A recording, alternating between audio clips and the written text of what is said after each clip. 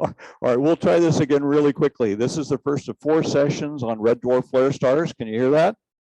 Okay, good, good. All right, and so I'm going to do the introductory to red dwarf flares, our team, some of the big picture stuff in terms of the massive amount of data and software that we developed to try to investigate that data.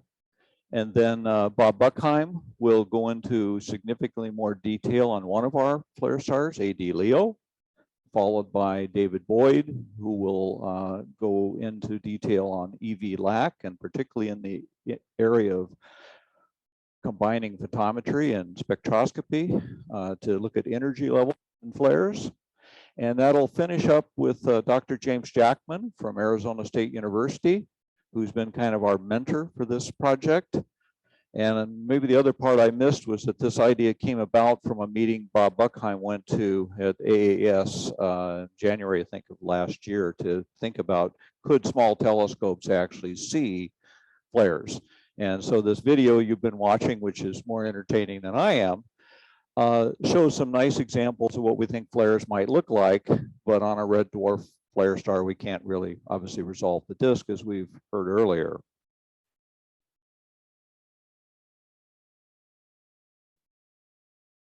Oh, look at that. This is another video taking with a Solex 3D printed spectrograph by a member of our team, Professor David Idavaya. And I kind of just show this to segue away from the NASA Goddard type images into what we can do with small telescopes. And I think this was done with an 8-inch SCT. And up there at that 11 o'clock position, am I fading in and out? Okay, good, thank you. So what we see here is a chromosphere, and we see these, can you play that again, John?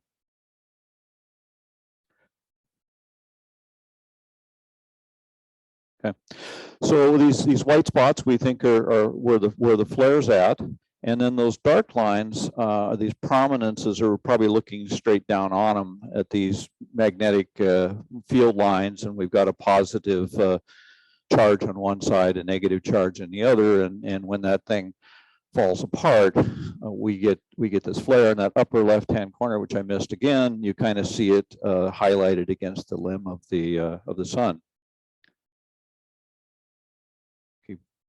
Okay, why study red dwarf flare stars? Let me get to where I know what I'm going to talk about here. Well, they're interesting from a physics point of view. What's going on with these flares, and how big are they? How many of them are occurring? But in recent years, a number of exoplanets have been discovered around red dwarf flare stars. And an increasing number of those are thought to be in habitable zones, and so that's a source of funding for professionals to look at flares on red dwarf stars, because they can say exoplanet and habitability. It's widely believed that 80 to 90% of all the stars out there are red dwarf stars, and I'll include spectral types K and M in that classification. However, the radiation from these flares can be a potential problem for habitability and for infrastructure here on Earth. The Carrington event in early September 1859 produced auroras that were visible all the way down to the Caribbean, and it interrupted telegraph service then, probably creating telegraph noise today in CMOS cameras. So that could be a bit of a problem. So last year here at SAS, we had 4 people on our team: myself, Bob, Jack Martin from the UK, and Al Stewing. And you can see we were having quite a good time there. So much of a good time that we managed to recruit some other people to join our project. I think a lot of people here have been talking about, what do I look at? And this sounded like something interesting. And so we managed to recruit more people to this project. Bringing on more observers meant different kinds of spectrographs, potential of using different photometric filters, and just other challenges in dealing with a larger number of people and a larger variety of equipment. I don't know why the thing keeps going when I'm not pressing the button, but so in addition to AD-LEO, which we started on last year, and Bob and I and Al and Jack reported on, we've investigated AD-LEO again in a second season, and we've added some additional stars, BY Draconis, EV-LAC, and most recently CR Draw. And CR Draw is a pro-am collaboration with Dr. James Jackman at ASU, where he's coordinating our observations in visual photometry and spectroscopy with swift satellite time, trying to get more to the blue, and with TESS data. And so this will be something that when that data comes in, we'll be working with James, or he'll be helping us to integrate that data and see what we're getting in a much broader spectrum.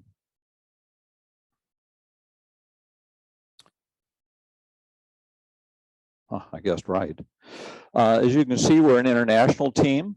I'll let you guess where the accents come from on our team. Those guys there, David and Jack. Oh, I should have mentioned on that list of all those names, many of those people are here in the room. Professor Chris Corbali is not here. I didn't do anything. That just jumped.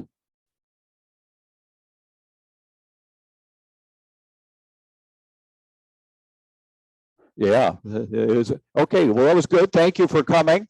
Thank you for coming. Okay, let's try this. Okay, so a spectrum of a red dwarf star can look like this. And I've noted a few things on there. Obviously, one of the things you'd see is it's relatively low intensity to the blue and generally increases to the right.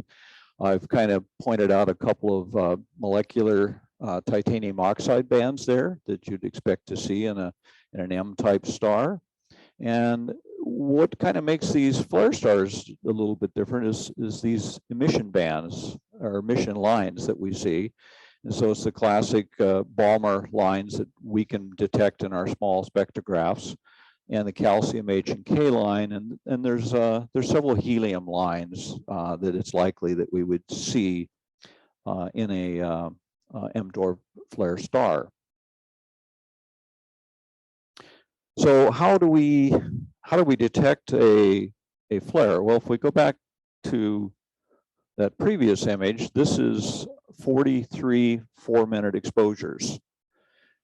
And so the software that we use stacks all of these in effect. And you look at that and you go, well, how do you know? How do you know a flare occurred in this spectrographic data?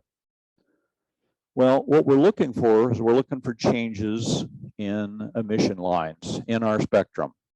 And so I've shown you an example here of the let's see, H beta line. I can tell because of the 4861 on the bottom scale. Can you read the scales on these plots? I noticed most of the time here I couldn't make out the details. It's relative intensity on the y-axis.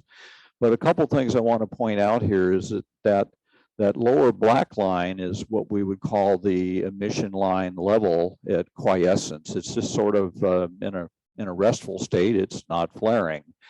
And then you can't quite tell by the time thing up here, but a little while later, and that's why I picked this as an example, we caught a flare in this star, and the equivalent width increased dramatically there, as you can see, from around 5.5 to over 23. And so this equivalent width thing, which you've heard a few times here in this SAS symposium, is basically a measure of the area under the curve of that line. And I drew in this flat sort of red line as a sort of a continuum extension to sort of establish a floor for measuring that area.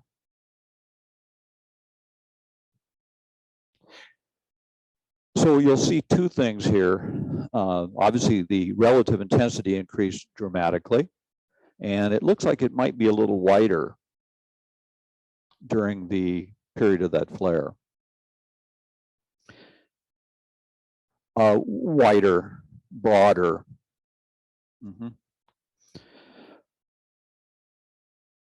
So one of the things, so we'll get to more, but just note that that ratio of the flare peak equivalent width ratio to quiescence it's over 4:1 in this H beta line. We'll talk a little bit more about that in another slide.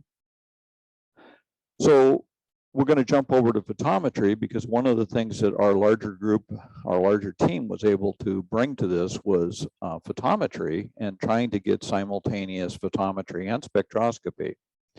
So this is B as in Bravo filter photometry.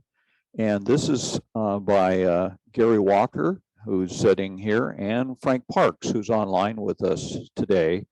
And both of them were on this target at the same time. We also had spectrum. And you can see two flares in there.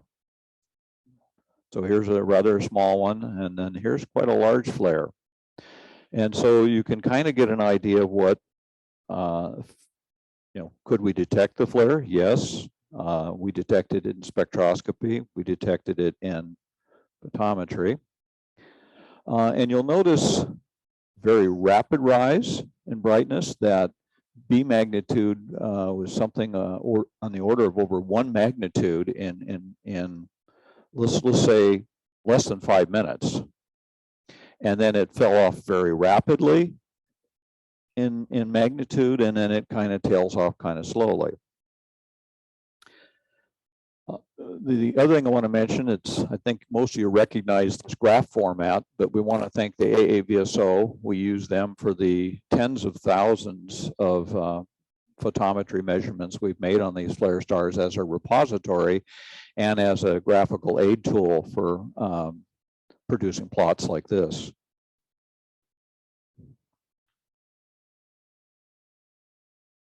Okay, so the bottom of this is the same information that you saw plotted, not quite as nicely, but probably a screenshot. But you'll see that those two flares are there in photometry on the bottom.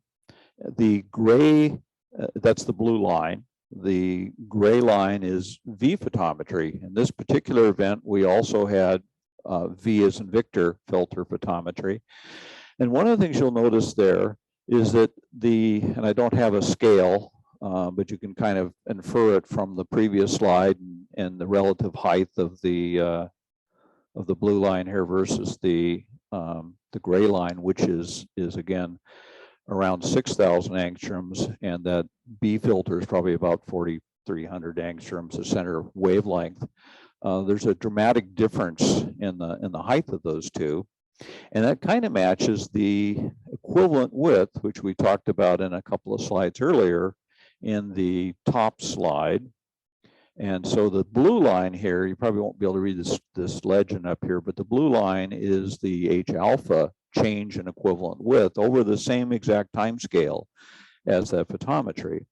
And then I've just, for this slide, I've plotted 3 other Balmer lines. The orange or redder line is H beta, and then the lighter orange is H gamma, or I'm sorry, H delta and H gamma.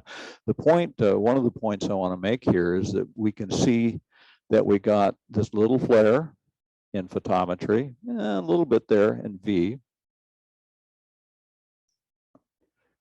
Can somebody watch that guy? and we clearly got the larger flare here. And so just as we saw less magnitude change, which is mainly measuring the continuum in the photometry data, and that they tailed off very fast. So again, this redder line for H alpha is sort of analogous in a way to this V filter photometry. And then these guys that are more bluered are more represented or sort of match in a way the energy in the B filter. And so the astute observer might notice, if you're close enough to the screen, that it looks like this event here almost occurs a little bit before, even though I did my best to line up the grid lines here. And in the case of the very largest flare we detected that David will talk about, it's actually detected first in a large flare in the photometry. And then where we spectroscopists take over, we get to hang on longer because we get what looks like a longer decay with more interesting features, which we'll talk a little bit more about too, I hope.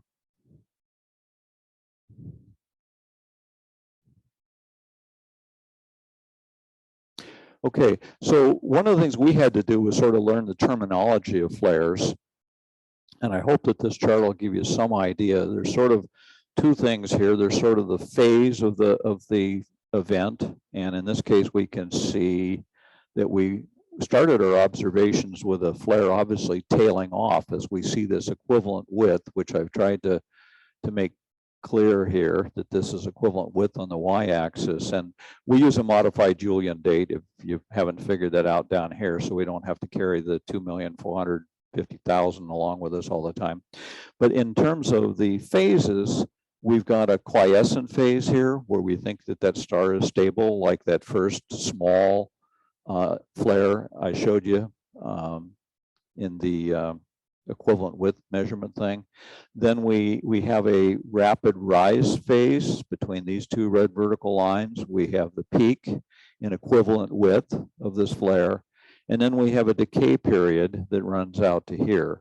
So we've got this quiescent phase, the peak phase, the decay phase, and then hopefully, or I shouldn't say hopefully, we tend to see them if we have long enough come back to a quiescent level here, represented by this green line. And then the other things that the professionals are looking at, of course, or at least some of the things they're looking at, is establishing what the start time is, what the time is at the peak, and the end time of the flare. And so we have tried to see if we can make these same measures on these flares. And then we have this peak to quiescent ratio again. I mentioned in that other slide it was over 4 to 1 in H beta in that example. This is H alpha, and this is sort of where we see the smaller rises in the equivalent width. So in this case, we've got a ratio of only 1.49. And then there's one other term they use, T1/2, and that's in this example 22 minutes, but this is sort of this time from peak to a full width half max basically. And that's another measure that we see the pros using. So in our data, we're trying to produce the same estimates of these times. So when we had such a large amount of data and a relatively large number of observers, we needed some method to begin to keep track of who was doing what and who observed at what time periods, so that we could begin to figure out how we were going to analyze this data. So one of our team, Sean Curry, developed this Google sheet here. And just very quickly, it's color coded and it's done by the observer, but they would basically go in if they observed on a night and they would color code a block that they did photometry or spectroscopy or both. And so to take an example like here, David Boyd on this particular night had photometry and spectroscopy, and there's a little caret you probably can't see in the end of these boxes, but the observer would make a note in there that said, I think I saw a flare at this time, or maybe I think I saw 2 flares, and they'd make a note, and then we could all come at our leisure and look at these and look at their data and try and convince ourselves that we agreed with that assessment.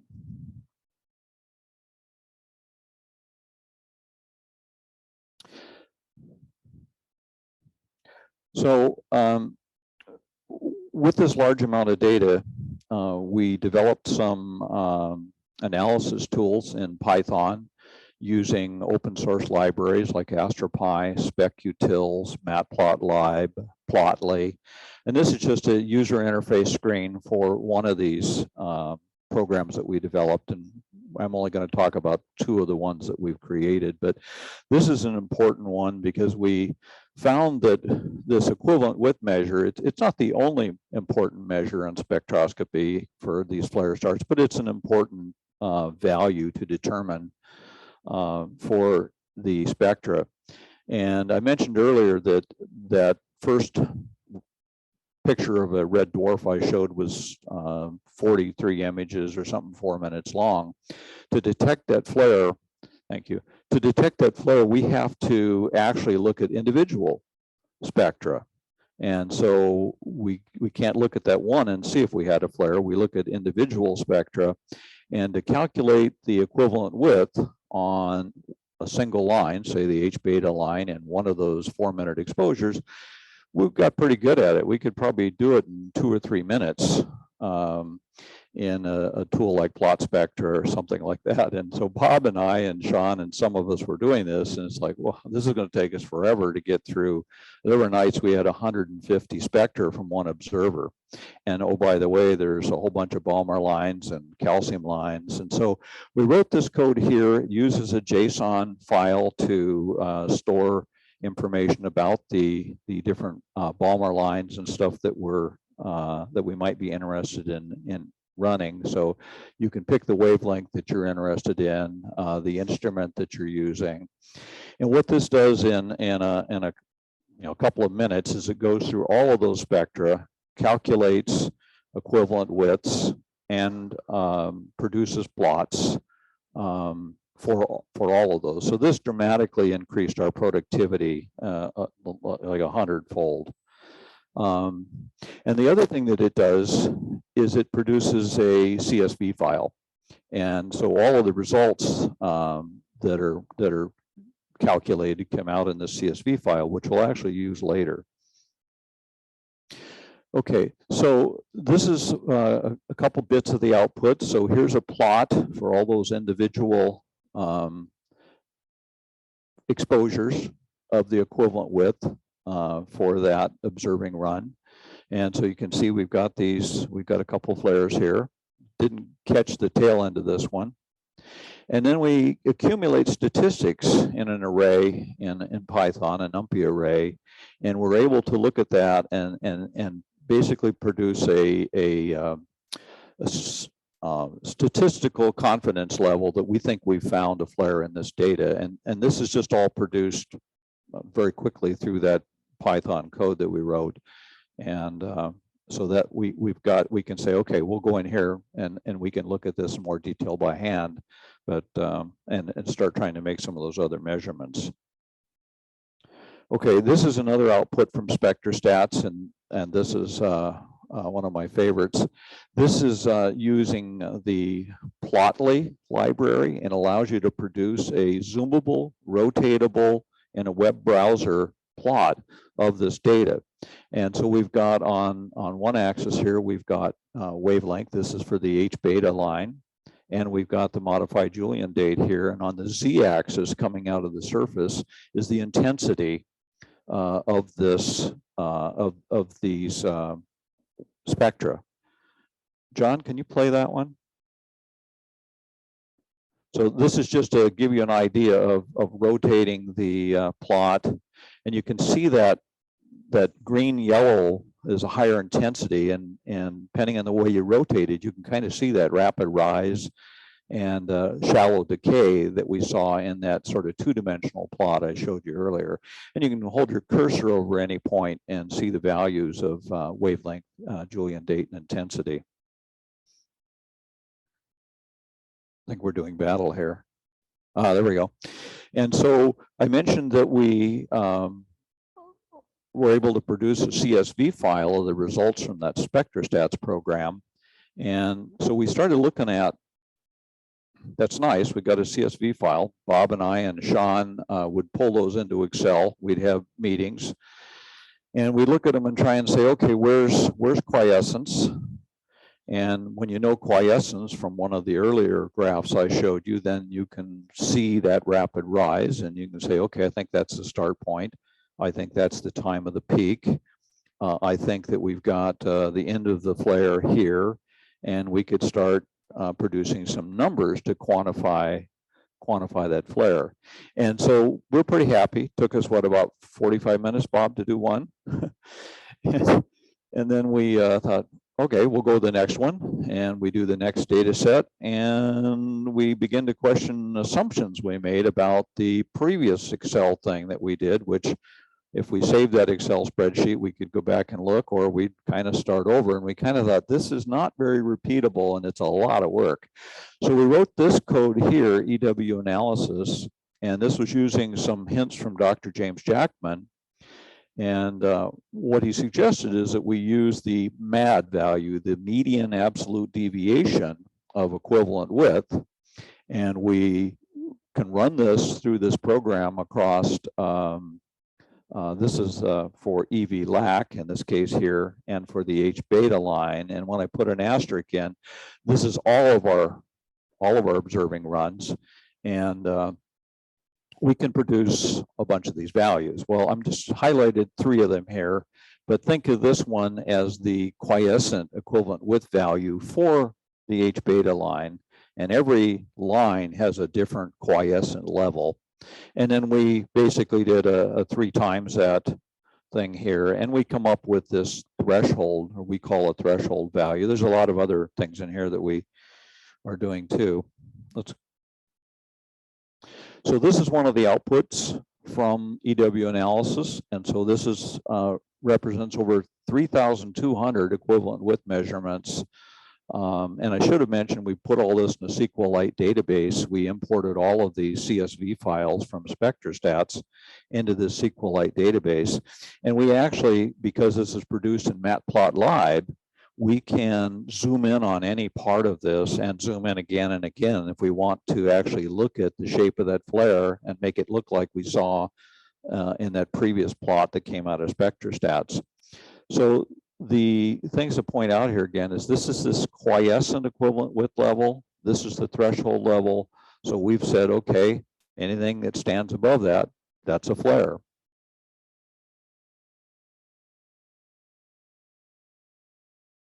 Look at that.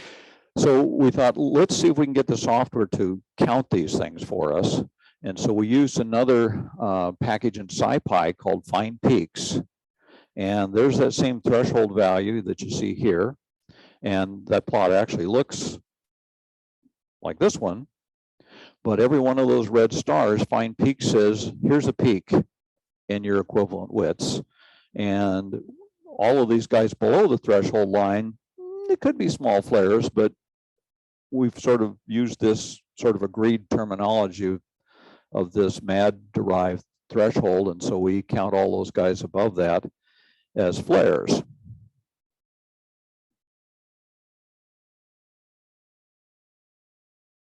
And then this is the last plot I'm going to make you suffer through. So another thing that we saw that the professionals were doing was that they were producing frequency distribution plots. And so this comes out of this EWAnalysis program. And what this shows, probably 2 things, is that here's H alpha, probably can't read that. So it's H alpha, beta, gamma, and delta here. And this is the number of flares that had an equivalent width ratio of this value. So in H alpha, which we've kind of seen from some earlier plots and the V photometry, the flare is not as pronounced.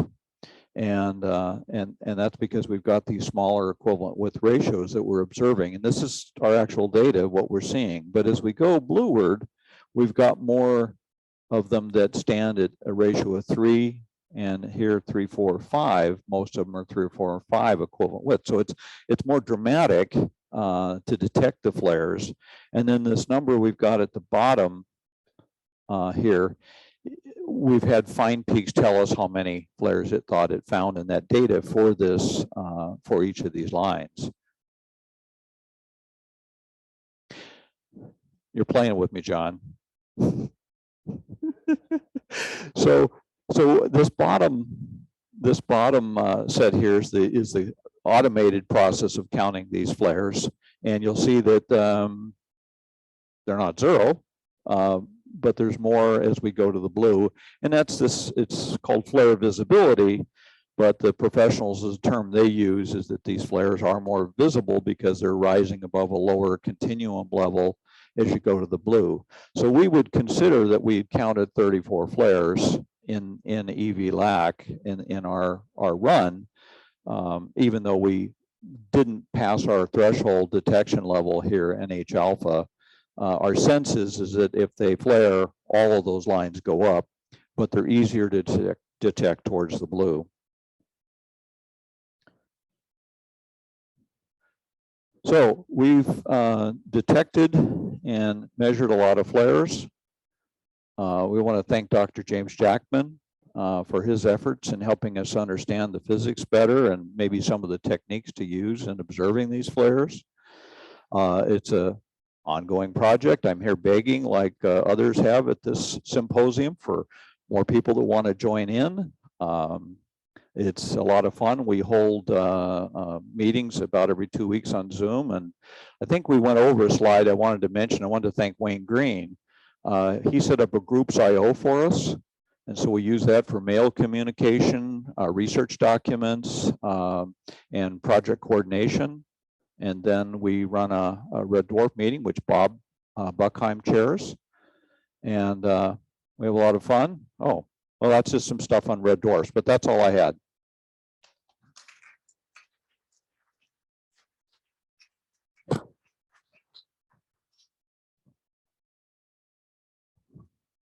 Thanks.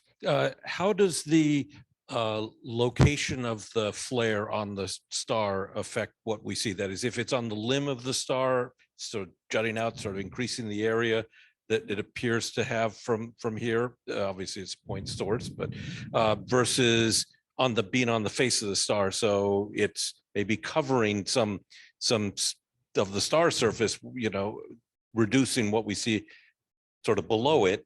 At the same time, we're seeing it on top. Well, as you point out, we can't resolve a stellar disk and a stellar flare, and that flare could be going off in any direction. There's some sense that these flares tend to be more polar than at the equator. And what we've seen, we've got a lot of data. What we've seen is a flare, and then we'll see that decay, and then we'll see a flare not of the same magnitude, but another rapid rise and decay. And there's some thought that that flare might be connected to or initiate another flare, another magnetic reconnection event. Some of these things we might not see them as they roll off as the star rotates, which is kind of, I think, what you're getting to. We don't know. The professionals have got some theories on that, I think.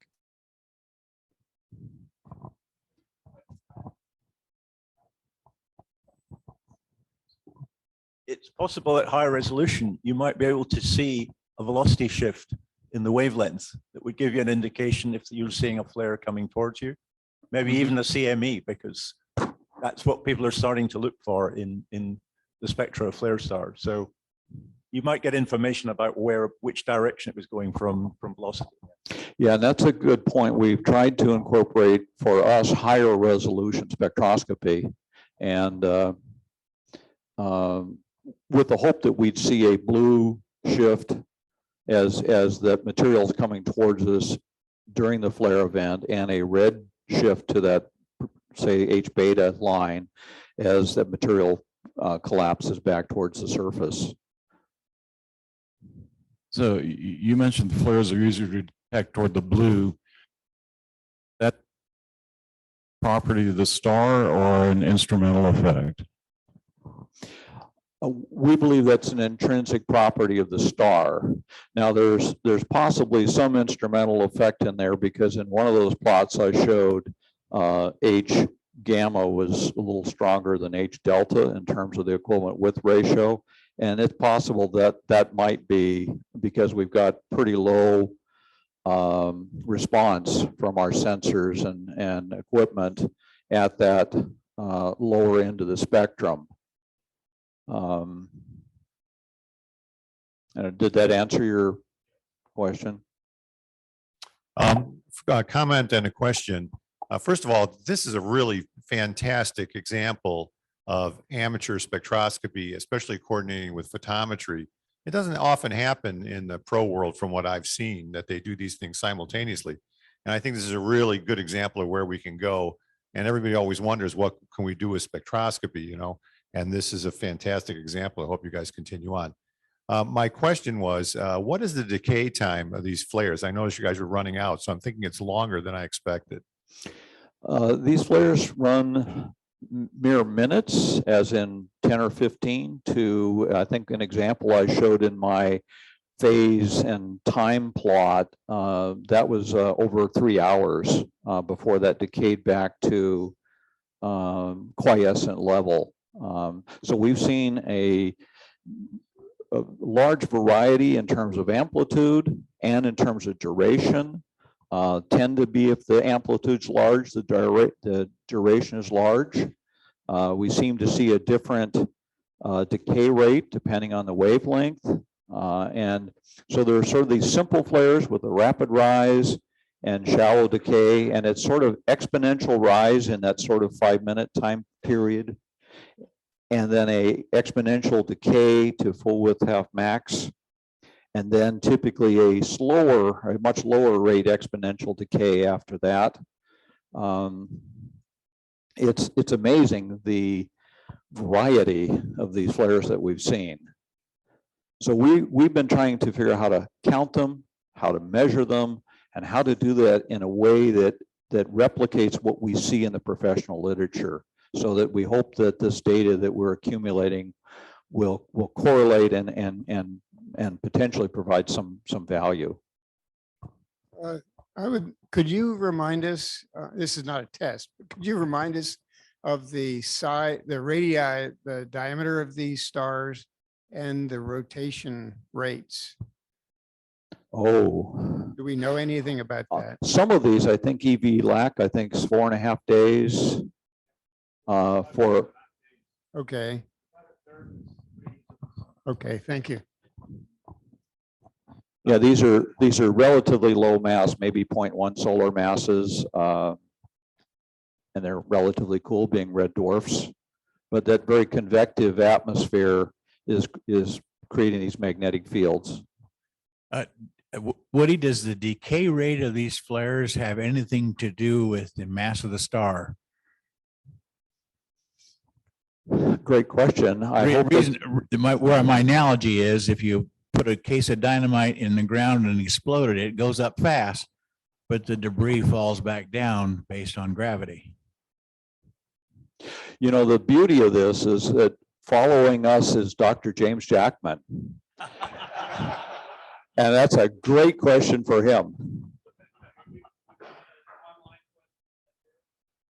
So from online, Nick Dunkel asked, can you derive a stellar rotation period from the repeated flare information? My guess would be no, but well, I get to defer another question. Bob or David, any thoughts? If you think it's an active region that persists for multiple rotations, then you might well see the flare coming back with the rotation period of the star. Yeah. One of the things that's been important in this is we make all-night runs commonly on these, because in some nights we see nothing, but our dream goal is to see a monster flare like David did and like Gary and Frank Parks did, and see that full cycle of that flare. And so we've got lots of partial flares because we just couldn't run any longer. It became daylight. The other thing I was going to mention is we've also seen times when after the flare, photometrically, the brightness doesn't come down to the ingress level, so to speak, and it levels out, you know, maybe days instead of hours. I don't know. And we run out of daylight, we run out of night, so we can't tell. Just one other note that we've also been able to, a couple of these stars we've simultaneously observed them with the test data. And so we've got some more more data there too. Yeah, Jim is on our team also. What from it, what is the rate of these flares like per day, per hour? Because how do you know when to start or stop? And we aren't just talking about, the average run of the mill flare, but what about the flare? So I'm throwing. It's a great question, and that's what we're hoping we'll be able to asymptotically approach and answer as we accumulate more data on flares. We've got over 12,000 1D spectra in our database now, and we've got a lot of analysis work to do on that for very things like you asked about, Mike. Bob will talk about that, I think, a little bit in his talk in terms of the frequency, the number of flares, and how often do they occur above this magnitude? I have a question or a comment. I mean, after looking at the outburst activity in MG1688432, we spent a lot of time wondering what flares looked like across a whole range of different morphologies. You guys seem to be in a perfect situation to just produce an atlas of what flares look like. That would be a wonderful tool. Well, and Eric, the great thing about that is Father Dr. Chris Carbale is on our team also, and who you're working with. Last one from online. Last one from online. Rick Wasson asks, might flares be roughly constant in energy, quote unquote, constant in energy, so they are more easily seen in faint M stars than in K or even G type stars? Interesting. Well, I'm going to try to answer that by answering part of an earlier question, and that is we've studied some stars, BY Draconis, which is an earlier star, and we basically didn't see much of anything in that star. Now, does it flare? I'm sure it does, but it's not very frequent, and if we saw something, it wasn't very large. AD Leo, EWANAlysis are favorites of ours because they're easier, because we are motivated, because we see more flares more frequently. That's a duplication of terms, more flares more frequently, and larger magnitude flares. So I don't know. The earlier K stars, we've had less success. They're difficult because people lose motivation because we aren't seeing anything real exciting. So our sweet spot has been M1.5 to M5 in terms of detecting these flares. Well, I'll just add from my intro astronomy teaching knowledge that the convection zones are larger in the M class stars. And so there's far more magnetic activity in them to start with. Yep. And so they're going to be much larger than our solar flares. Okay, thank you, Woody.